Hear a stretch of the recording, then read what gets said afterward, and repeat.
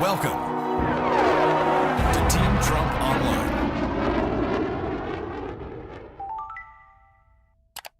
I'm running for re-election to keep jobs at home, to put violent criminals behind bars, and to ensure the future belongs to America, not to China and other countries. If Biden wins, China wins. It's as simple as that. If we win, America wins. You know that. You've seen that. We built the greatest economy in the history of the world.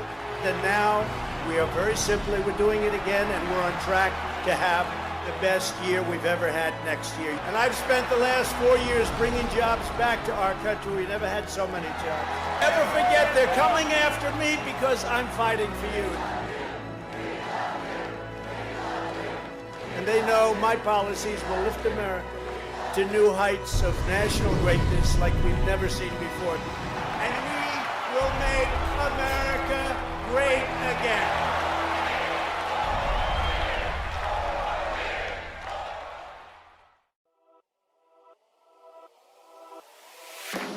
And now we're opening, and we're opening with a bang. And today's announcement proves that our economy is roaring back. It's coming back extremely strong. The United States economy added almost 5 million jobs.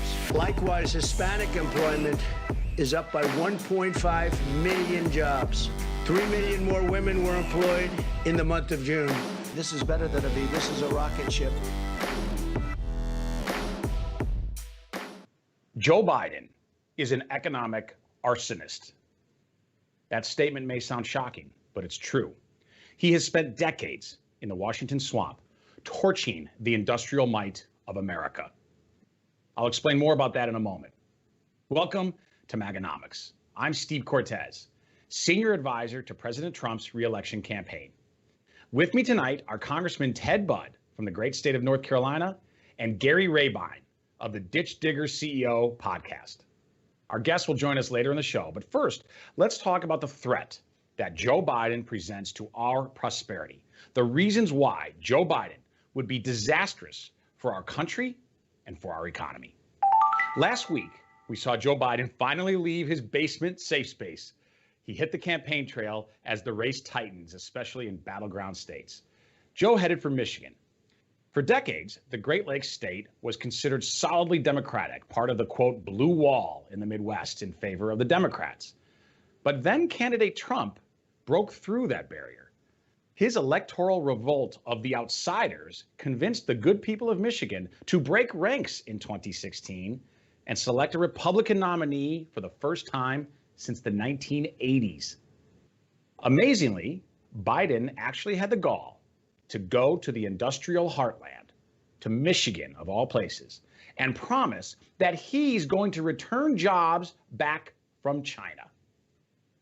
That's like an arsonist who burned down a village, returning to that town to promise the citizens of the town that he wants to be their fire marshal, to protect them. Joe Biden spent a half century in the Washington swamp, exporting American jobs all over the world, particularly to China.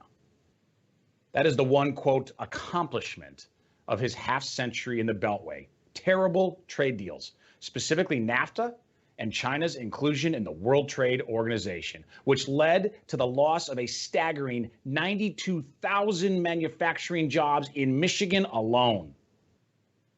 Joe Biden spent 47 years shipping America's jobs to our foreign competitors, leaving a mess that President Trump has had to clean up over the last 4 years. Part of cleaning up Joe Biden's mess was getting rid of NAFTA, which cost America 850,000 jobs, and negotiating the USMCA with Canada and Mexico that is now bringing jobs back as we speak. However, in an interview with Jake Tapper last week, Joe Biden completely ignored his very own record with NAFTA. He refused to give President Trump credit for actually fixing the mistakes of the past. Have a listen. Something else he did is he renegotiated NAFTA. He did. He renegotiated NAFTA. Now, when you ran for president and when Barack Obama ran for president, you both said you would renegotiate NAFTA. You didn't. He did.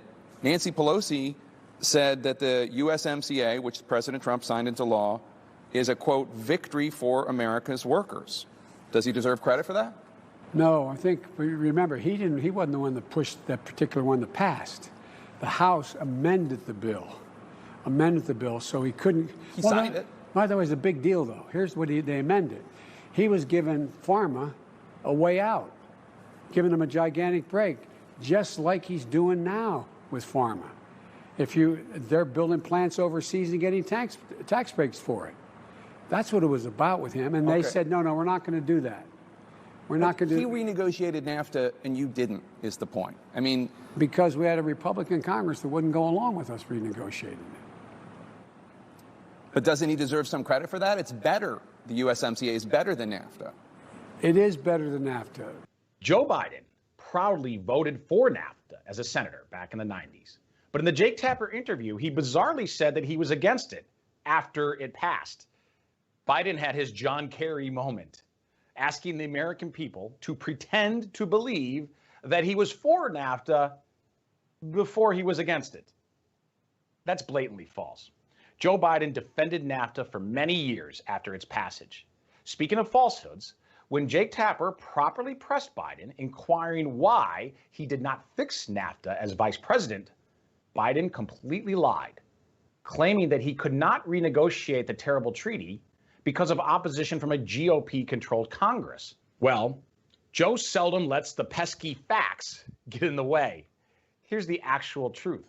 For the first 2 years of the Obama-Biden administration, Democrats controlled both the House and the Senate. With total control of the federal government, they could have easily pushed through a New Deal with Canada and Mexico, but instead focused on Democrat agenda items like Obamacare.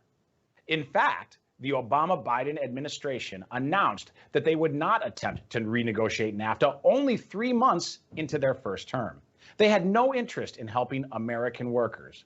And I can tell you that has not changed since they left office.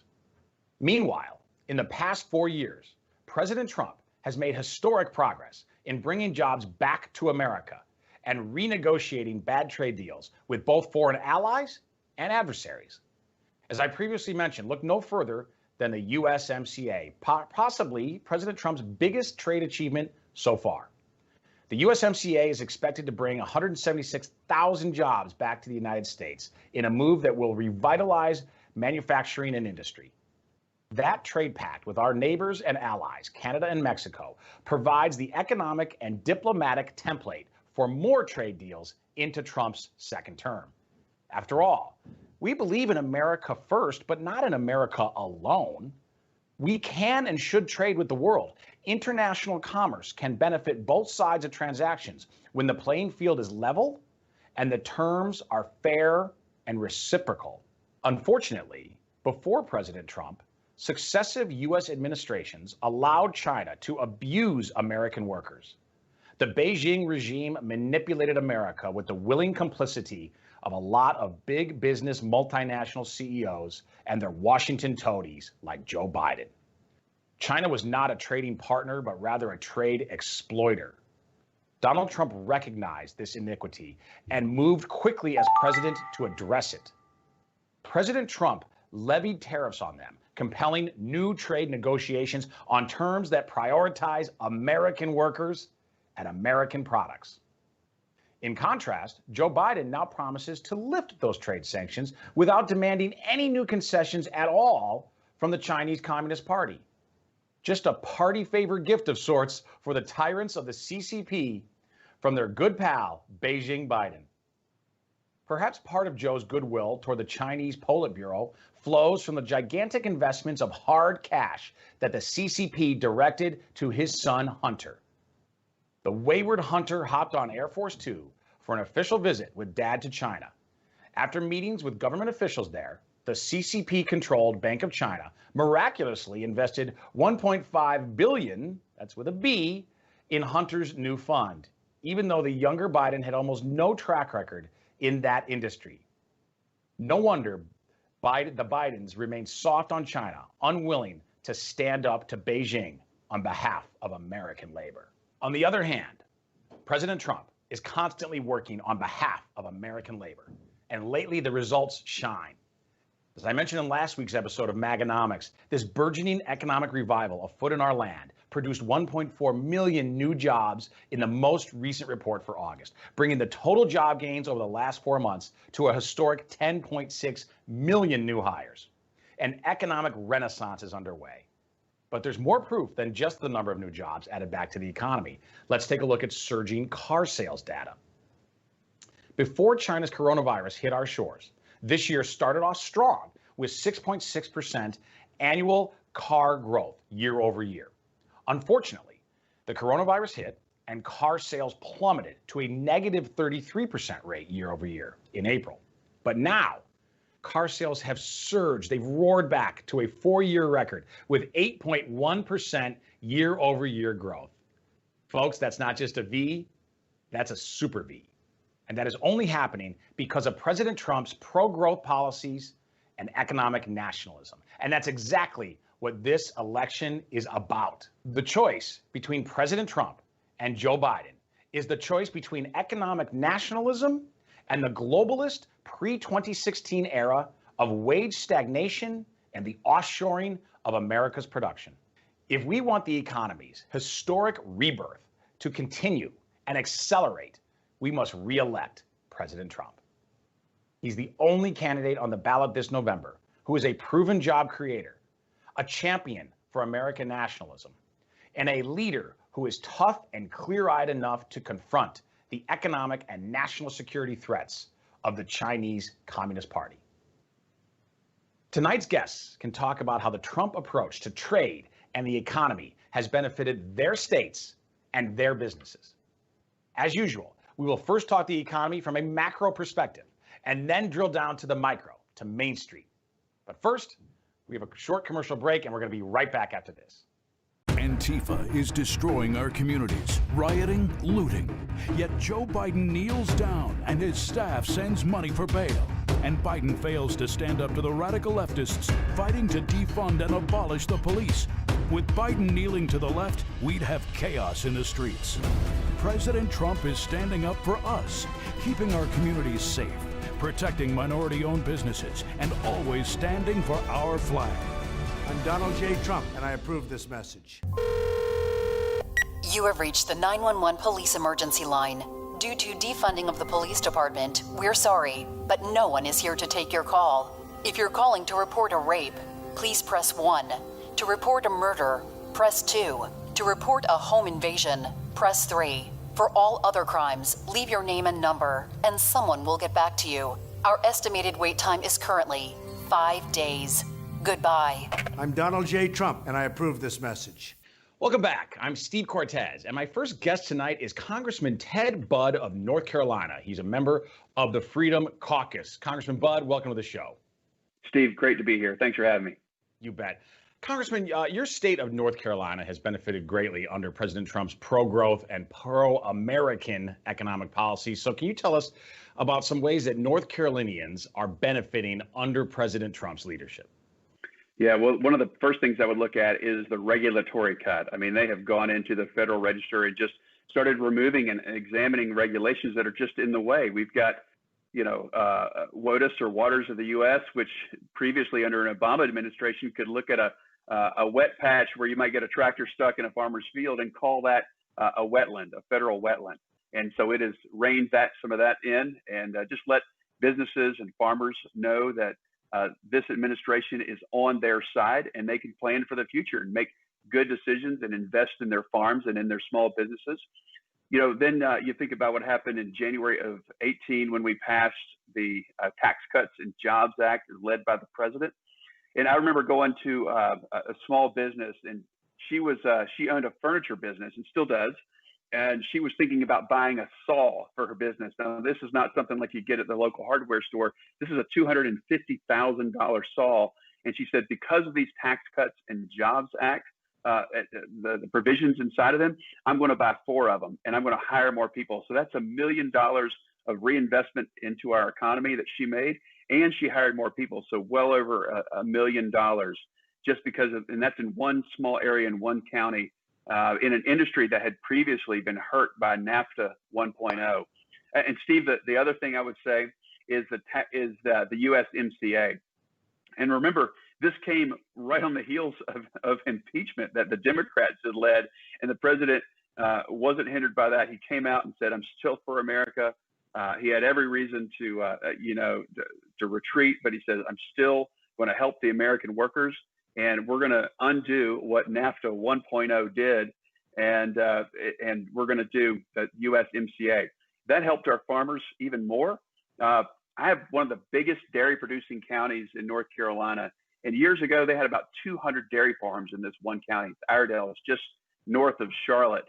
And now it's down to about 20. So about 10% of what it used to have.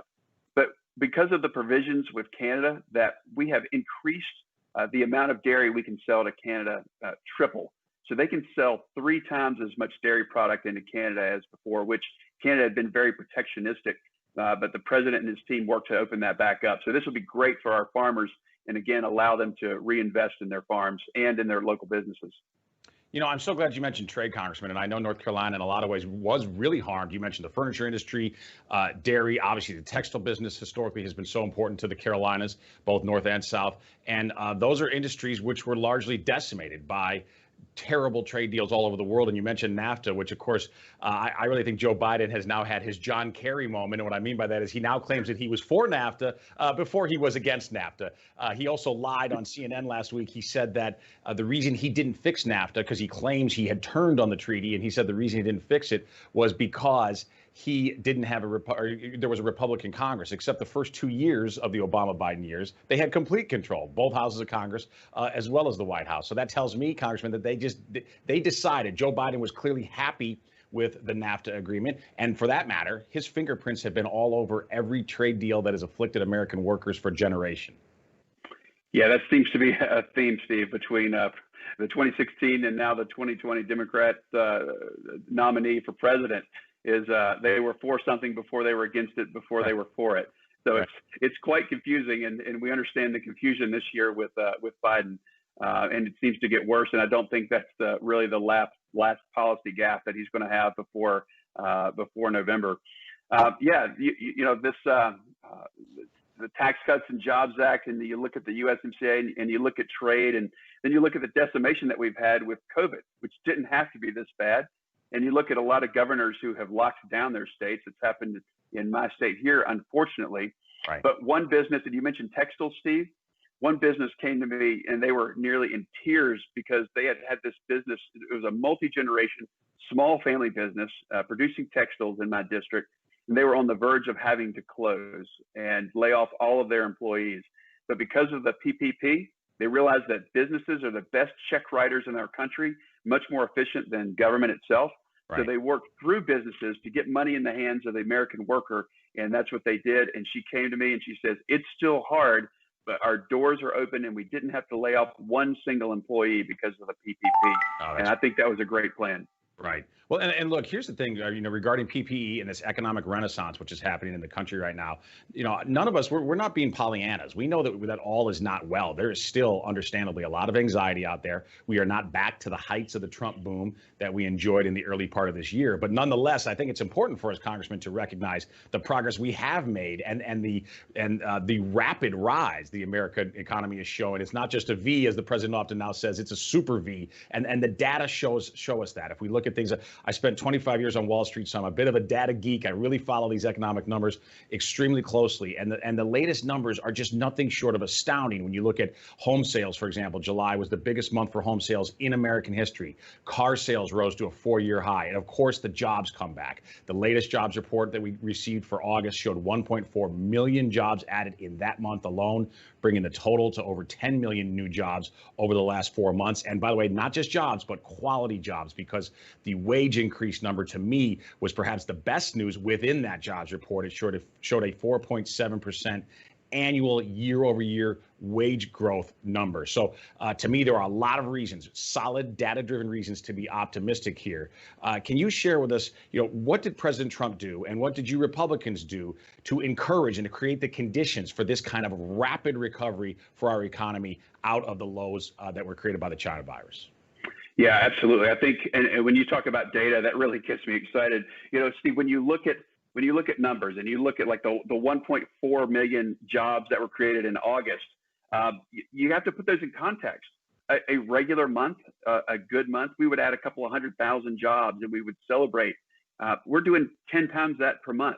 And remember, we went into a really deep V because of the coronavirus, and we probably needed to do that early on. But now we realize, hey, look, we got a handle on this. We can come back out. We know how to social distance. We know how to wear our personal protective equipment. We know how to wash our hands. Let people decide, and let's push towards reopening. Let's get money in the hands of businesses because they're the most efficient. And let's keep these things open because we don't want to have to just restart the economy. But we're seeing 10 million jobs added, and that's since the last 4 months. That's unprecedented. And I talked to a realtor just last night, sells homes in the $200,000 range. He says you just can't find any homes now because there's such a strong demand for regular working people to have a home that they're paying over the listing price in regular blue collar neighborhoods. And this is fantastic. And this is the kind of American comeback that we want. Unfortunately, it happened on the heels of COVID, but we're headed in a great direction. And again, over 10 million jobs and more to come. And I think 2021, with the right president, with President Trump in place, that we're going to have an even stronger economy than we had at the end of 2019. No, I agree. With the momentum that we have right now in this country, both the sentiment that's out there, the confidence that we can do this, as well as, as we're talking about the hard data on the ground that show us the trajectory of this economy right now. If we reelect President Trump, I really firmly believe that 2021 could be the greatest economic year in American history. And I don't think that's an exaggeration to project that out. But I want to also ask you about a topic that I know you're passionate about, and this has an economic component to it, and that is the left-wing violence that we've seen in a lot of our cities all over the place. And I say it's got an economic component because, for instance, in my hometown of Chicago, Michigan Avenue, which is the premier shopping district, because of the rioting and looting that has gone on, a lot of those very high-end stores, wonderful restaurants are still to this day boarded up. And when you think about what that does to an economy, what that does to the jobs market in Chicago, to the tax base, all of that, there's of course a safety component, which is most important to the rioting, but there's also an economic component when these entire neighborhoods are burned to the ground and destroyed in these Democrat-run cities across America. So tell us, Congressman Budd, what do you and President Trump and the Republicans want to do to combat this kind of senseless violence across our country? Absolutely, Steve. So the main thing is to remember that we are for law and order. We are for safety and security. We want people not to fear going outside, one for their health, and the other is for their physical safety. We want to bring criminals to justice. And when there is a very rare aberration inside law enforcement, which is, of course, tragic, maybe like we saw with George Floyd and some other cases, we need to let that investigation play out. But we will not put up with violence. And if you want to protest, that's fine. That's part of our First Amendment rights as a country to protest. But don't call violent riots and violent protest the same thing as a peaceful assembly. They're totally different. Look, we get it. We hear you when people want to protest, regardless of where they are in the political spectrum. And that's one of the things that makes our country great. But also, we are grateful for those on our frontline first responders, particularly in this time, our police officers. We want them to know that we have their back and we're grateful for what they do for us and we support them. We want them to be fully funded and realize they reflect society. It's not a racial division issue because every police department, every sheriff's office that I am, they really reflect the communities that they serve. And one of the things you saw in the RNC, which was so inspiring to me, is that this was real America and it didn't it wasn't one race or the other. It was all of us in this together, regardless of your ethnicity or background. And I think that's one of the things that we should remember as Americans. Sure. I think if you compare the DNC to the RNC, I like to say that theirs was Hollywood and ours was the heartland. And we really saw that. Absolutely. We really showcased a lot of regular Americans. I've had a number of them on this show, people who may not be well known, but people who have done incredible things in their communities, and a lot of them being small business folks. And to your point, too, about, corporate media in this country, unfortunately, constantly tries to conflate peaceful protest, peaceful assembly, which is just and right and unconstitutional with rioting, which is, of course, none of that. And I myself have been a part of a lot of peaceful protests. I've been at many pro-life events, pro-Second Amendment events that were entirely peaceful, respectful, law-abiding, and in fact, incredibly courteous to law enforcement people who were there to help guard those assemblies. That's a sacred part of American culture and of our Constitution. Speaking of the Second Amendment, I know that you own a gun shop in North Carolina. I want to ask you about being a small business owner. What can you say about your experience as a small business owner, and then also as it relates to President Trump's commitment to protect the Second Amendment? Yeah, absolutely. I have a lot of news organizations ask me about the Second Amendment and do we need to do this or that. But it was under President Trump. I mean, he signed into law the fixed NICS, which is the National Instant Criminal Background Check Service, which is maintained by the FBI. So we want good database. We want to keep firearms out of the hands of those who are dangerous and those who are criminal. But we realize the vast majority of Americans are safe, they're law-abiding, they're responsible, and we want them to have access should they want to have use of the Second Amendment and have their own firearm. And by the way, the store I have would be glad to help train them. Our motto is helping our community responsibly enjoy firearms. And that's really what we want to do. We're about community. We're about responsibly enjoying firearms. So it's been a real privilege. We've owned it for 10 years. We bought it for our local law enforcement. And it was them that said, never underestimate the need of the public to have a safe place to shoot. And I really think that the president and also his kids understand that. Don Jr., Eric, I mean, they're both avid sportsmen and safe shooters and very responsible people. So I really think they get it. And being from New York, which is so restrictive, and Chicago, which is so restrictive, as you know, having roots there. And those are some of the worst areas. The most dangerous place to be is in a gun restricted zone. What you want is the good guys to have a gun to stop the bad guys that have a gun or whatever weapon of their choice. And there's more good guys than there are bad guys. And that's where the Second Amendment comes into play and helps us to keep order in this country, is we want the criminals to fear the good guys. Right. Congressman, so appreciate your time tonight. But before we let you go, I want to ask you if there's something else you'd like to tell our audience. As you say in the Congress, I yield the floor, I guess, to you. Is there something you'd like to say to the MAGAnomics audience? Look, I thank you for being a great supporter of the president, and to pray for him, support him. And let's go out to those that are maybe a few of them that are still on the fence, that aren't quite sure yet, and ask what they're about. Think about the next Supreme Court. Think about the future generations. Think about who actually has brought prosperity to our country, and that's our current president. And we got to separate style. Not everybody loves his style. I happen to really like him. I get him. I know him, and I appreciate him. But you got to look at what he's done for our country, and I just think it's been phenomenal, and we need to give him another 4 years. Congressman Ted Budd, thank you so much. Folks, we'll be right back after this. Thank you. We know you want to give Donald Trump 4 more years to fight for you in Washington, but he isn't just up against Joe Biden. He's up against the Democrat fundraising machine, and he needs all the help he can get. Don't just assume because his opponent hasn't completed a single sentence that this campaign is over. Crazy things happen, like this woman becoming Speaker of the House. Support the president today by texting Trump to 88022. Donald Trump is counting on every single one of his supporters to text Trump to 88022 now. I'm Donald Trump, and I approve this message. Joe Biden has embraced the policies of the radical left. Trillions in new taxes, crushing middle-class families. If you elect me, your taxes are going to be raised, not cut. Amnesty for 11 million illegal immigrants. Citizenship for 11 million undocumented folks. Reducing police funding. Yes, absolutely. The radical left has taken over Joe Biden and the Democratic Party. Don't let them take over America. I'm Donald J. Trump, and I approve this message.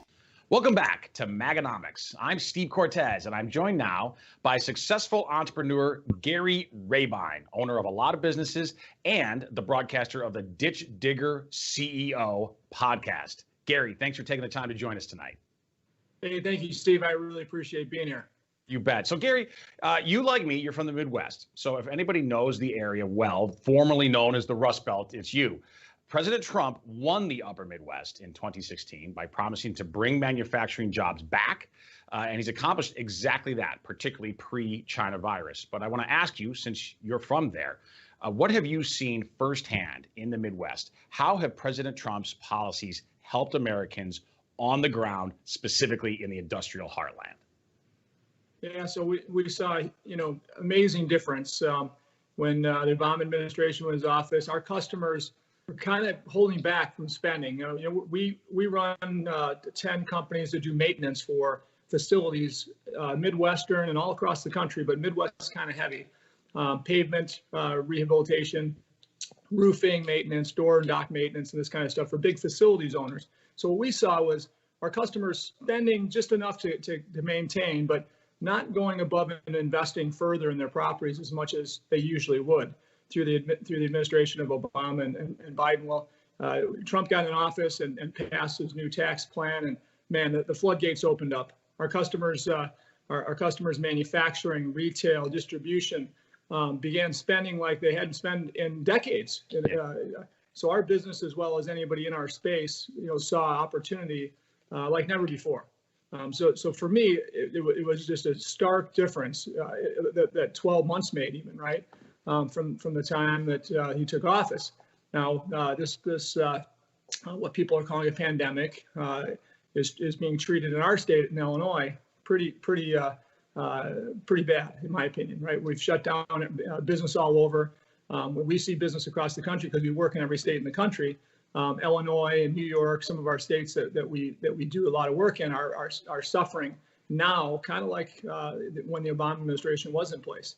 Right. People aren't spending as much. They're holding back on spending again, in fear of what's ahead, as far as how long do we shut down these states like Illinois, right?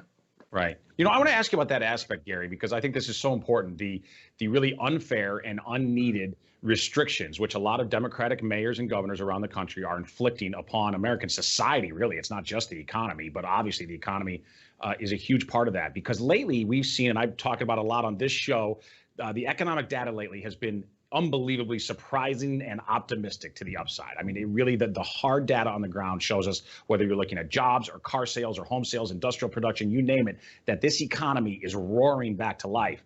But it's doing it to some degree, Gary, with one hand. We're fighting with one hand tied behind our back. And I say that because the places you mentioned, unfortunately, a lot of the coastal governors, as well as Pritzker in Illinois, these governors are punishing the economy, not for reasons of health or science, but for reasons of politics. And that tells me that post-election, if President Trump wins, when he wins into a second term, as these unfair restrictions, unneeded restrictions start to get eased up, this economy can just totally roar. Your thoughts on that topic, particularly since you're somebody who does business in multiple states? Yeah, so for me, I am a crazy entrepreneur. People say I'm nuts. I've started 25 companies in the last 20 years, and I have a lot of fun developing leaders. So not only do I have these fun companies that we're part of, and today it's 10 companies that we actually own and operate. But for me, I have a blast mentoring leaders. And I have a blast talking about entrepreneurship, because I believe it's the only way we save our country, our state of Illinois, number one, and our country as well. I mean, Trump has done amazing things to bring business back to our country like never before, right? And so for me, I look at Illinois as a microcosm of what could be. When I say, Pritzker is ruining our economy. I've got many friends. I mentor a lot of people in business because I have this thing called True Mentors also. It's a nonprofit. We have a bunch of small business minded people that either are small business owners, want to be small business owners, or leaders in business. And so we mentor them with CEOs across the Chicagoland area. We have a blast with it. But what we're seeing is some of our friends in small businesses are losing their businesses. Some of them are actually not so small even, right? Some of our friends that are running nice mid-sized businesses are closing their doors now. When I say this, it's sickening to watch when it's not necessary. Right. So again, I believe that we got to get our state back to work as well as our country. I mean, our country overall, like you're saying, is coming back strong.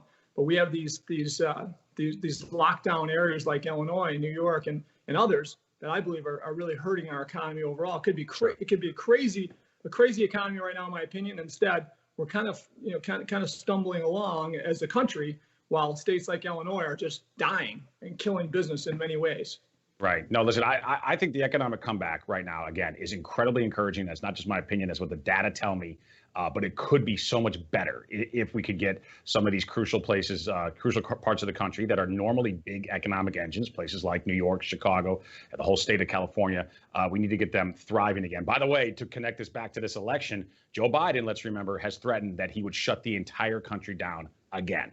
He said that on the record. He's now trying, as he often does, to weasel around it and say, well, I didn't really mean what I said. But I think we know where he stands. He would in the snap of a finger, if he thought it were expedient, shut this country down again. And President Trump, of course, says that is absolutely not happening. We know how to handle the risks of the virus. We know how to mitigate it. Lots of places in this country are doing it really, really effectively. Red states, that are thriving. But I want to ask about you, Gary, because, you mentioned how many companies you've started. You really are, we could call you a serial entrepreneur, much better than being a serial killer, right, Gary? But really, you clearly have this as part of your makeup. But what sparked that startup mentality? Can you give us a glimpse into your beginnings in business and your mindset in approaching business, and why is it that you have this yearning and almost this need to start new operations? Yeah, no, I think I started as a kid. Understanding how to make money when money was a tough thing to come by. So as a young person, my dad worked in a factory and worked every side job he could to raise a family of 6 kids.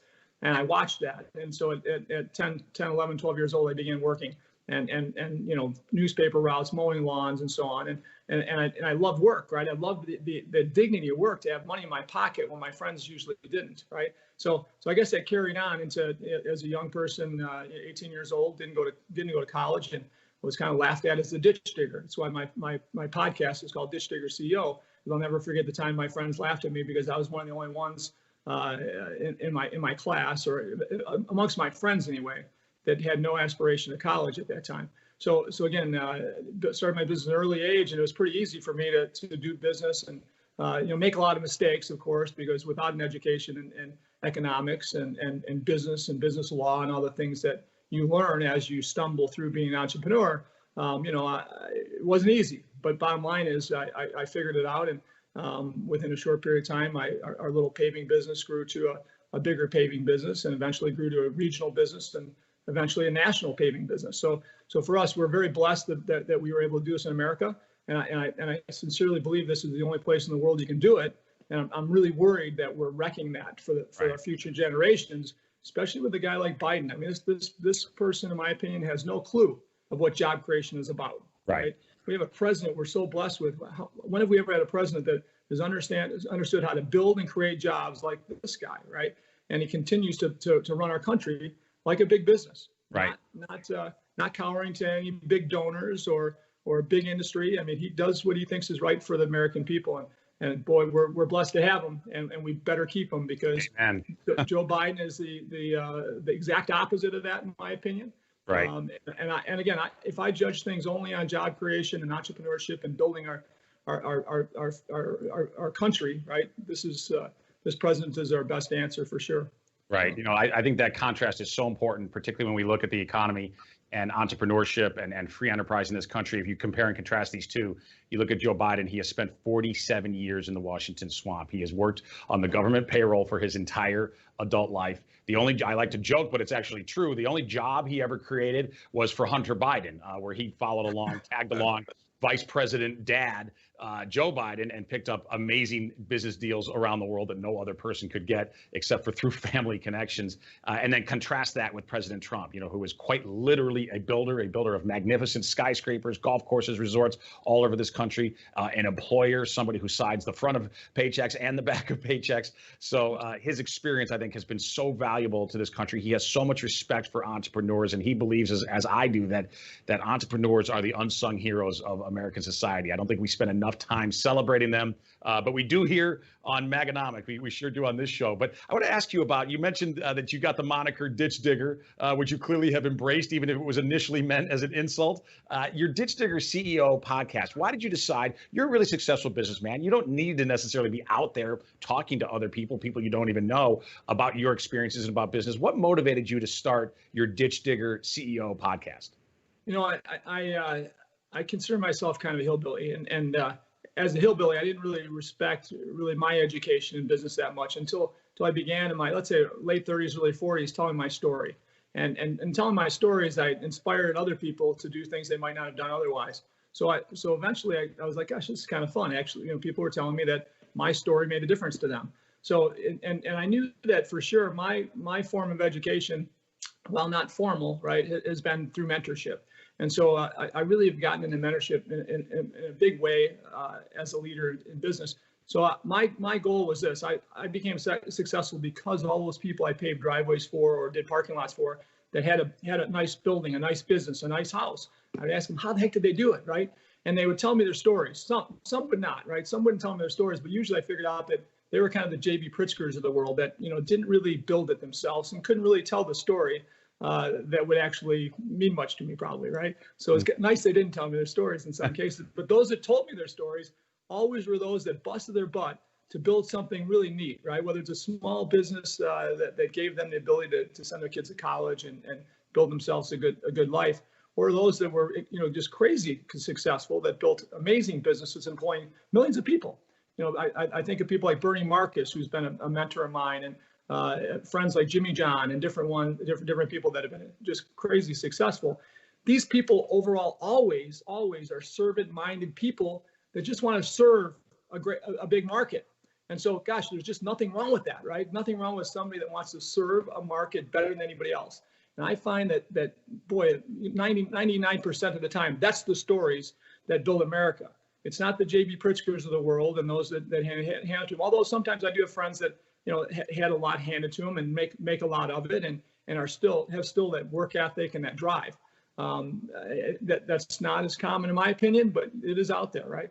Sure. So again, for me, I want to tell these stories to others. So the stories that I heard and more, I want to find those stories and tell them on Ditch Digger CEO, inspiring hopefully millions of people to think differently about not being envious of anybody, but actually being inspired by stories so that they could do their own story. They could live their own story as an entrepreneur someday, right? So sure. I'm confident it's happening. We've got tens of thousands of listeners now, and we've done no advertising for it at all yet, right? So we've got it's not 1 million listeners yet, but we're getting 100% 5 ratings on it, which is kind of cool because I'm doing it in kind of a rough way. I'm not. This isn't something that's that well planned. Actually, it's pretty off the cuff. But it's stories of Jimmy John, my own story. It's stories of the Netflix founder and the Redbox founder and the Bright Star founder.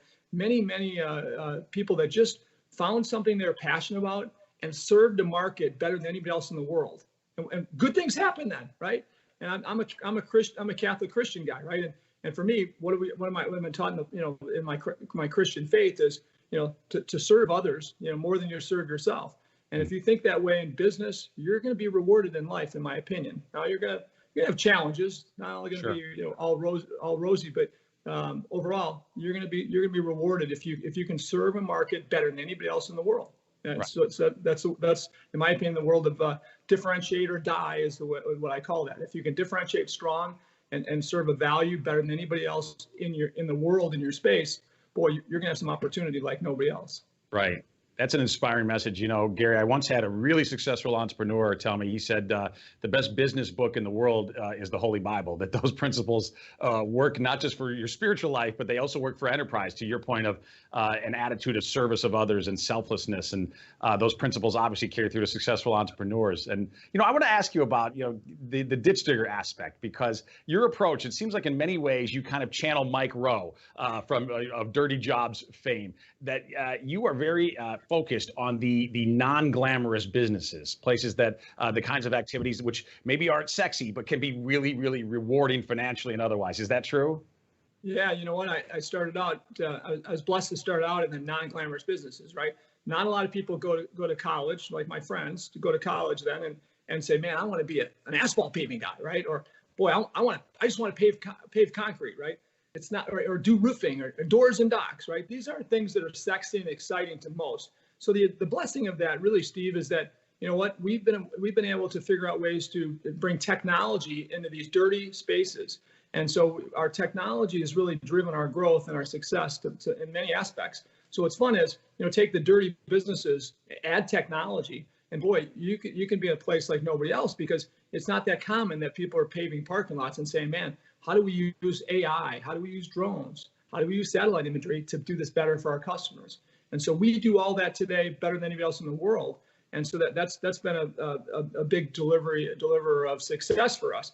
We use drones and artificial intelligence to assess pavements all over the country. And now my son's looking at building it all over the world. My son started the business with me. We're using drones to do like pavement engineering, roof engineering and maintenance to customers all over the country. We now have over 1 billion square feet of pavements that we help our customers manage using drones and satellite imagery. We partnered with a company from Israel. We're able to see water underground as much as 10 feet underground using satellite imagery, which nobody else in the world can do except us and our partners in Israel now. So again, these are all products that make us so different from our competition that our customers are like, they come to us on an annual basis, say, okay, what's next, Rabine? Where's the industry going, right? And so we have here the uneducated hillbilly that I am. I didn't go to college, so I built my own facility in Schaumburg, Illinois. It's called Rabine University, where we have 15 different types of roofs on our roof with every type of green roof you could imagine, and 18 different types of pavements on our parking lots, basically showing our customers what's out there, what's coming, what we're experimenting with. And again, so it's been kind of fun to say, gosh, you know what, how do we educate our customers better than anybody else in the world? And we're not only doing that, but then growing businesses around it, which is just fun, really a lot of fun. Sure. No, it's so exciting. And to your point, a lot of businesses that may seem to an outsider or to the novice eye may seem to be low tech are actually very, very high tech. For instance, the way you approach paving, which I think is fantastic. So, all right, listen, last question for you, Gary. I want to ask you if you can look forward as an entrepreneur into the future. What are you most excited about if President Trump wins re-election for the economy? What most scares you about a President Biden, God forbid? Well, that's really easy to me, Steve. I've been heavily involved in stuff here nationally, in business networks and other nonprofit organizations, and boy, leaders of all these groups are really, really worried if Biden wins that we will go into a recession pretty fast. When you have a person that wants to be president that brags about shutting down our economy 100%. Gary, I know you're working so hard to reelect this president. We sure appreciate everything you're doing, folks. Check out Gary's Ditch Digger CEO podcast. Gary, thanks for being on the show. We'll be right back. Thank you, Steve. Kamala Harris ran for president by rushing to the radical left, embracing Bernie's plan for socialized medicine, calling for trillions in new taxes, attacking Joe Biden for racist policies. Voters rejected Harris. They smartly spotted a phony. But not Joe Biden. He's not that smart. Biden calls himself a transition candidate. He is handing over the reins to Kamala while they jointly embrace the radical left. Slow Joe and phony Kamala. Perfect together. Wrong for America. As we have already seen, his America First agenda has lifted all Americans up and have empowered them with true economic emancipation that has once again made the American dream possible. That's why I want you to text EMPOWER to 88022 right now if you want to keep America great and deliver 4 more years for President Donald J. Trump.